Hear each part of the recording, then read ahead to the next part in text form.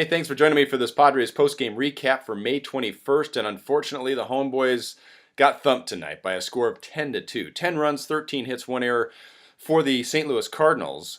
2 runs, 7 hits, 1 error for the San Diego Padres. And really, this was a pretty close contest for the first 4 innings. It was Edinson Volquez going up against Adam Wainwright, and the Padres actually drew first blood against Wainwright, which was outstanding. Jed Jerko with a double, Chris Denorfia driving him in.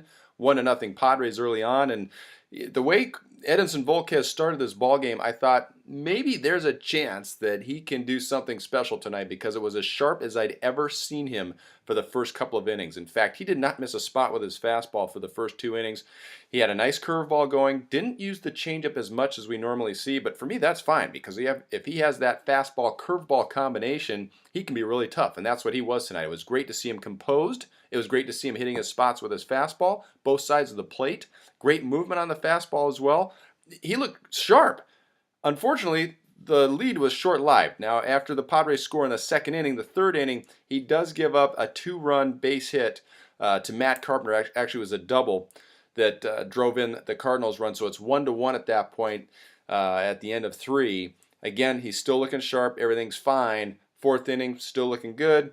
5th inning, all of a sudden, the wheels fall off. Now, he gives up a couple of hits, gets into a 2-out situation. A run is already crossed. It's 2-1 at this point. Runners on base, 2 outs. He's facing Carlos Beltran. Tries to go inside with another fastball, the same pitch that he'd struck him out on earlier, but the one that he struck him out on was on the inner 5th of the plate. This one was only inner 3rd, and Beltran hit it for a base hit. 2 runs scored. He ends up giving up another hit, another double. All said and done, 4 runs end up crossing that inning, and it's a shame because 3 of them came with 2 outs. So 4 2-out runs scored in the first 4 innings against Edinson Volquez. And again, it was disappointing for me to watch because he looked so sharp early on. I'd like to see him continue to maintain that sharpness and get rewarded for the changes that he's trying to make in terms of not just being a thrower anymore, but an actual pitcher. And we've seen some outings where he's been able to do that. We've seen some outings, some moments where he's almost fallen off, but he's able to stay on with what he's been dedicating himself to. And unfortunately, things just unraveled for him in that 5th inning. He'd end up pitching 1 more inning before Buddy has to pinch hit for him. And then Anthony Bass comes in. He gives up a grand slam home run, and it's over at that point. Now, on the other side, Adam Wainwright, he was doing an outstanding job tonight. Now, he was a little shaky early on. The Padres had their opportunities, and they were able to push a run across. But after that, fastballs to both sides of the plate. Big old 12-6 curveball that just got sharper as the game went on. He was dropping it in for first strike when he wanted to, putting it into the dirt with 2 strikes when he needed to. He was sharp. Used the changeup as well sparingly, also threw some cutters. But, I mean, the guy really showed why he's had such a great season. Came into the game with a 2.40 earned run average and allowed 2 earned runs or less in 8 of his 9 outings, and you can understand why. Not only does he have good stuff, he has great command of it, and he really knows how to use it. He did a great job tonight. Tip your cap. He shut him down, and unfortunately, the Padres dropped Game 2 of this 3-game set. Now, that being said, series isn't over.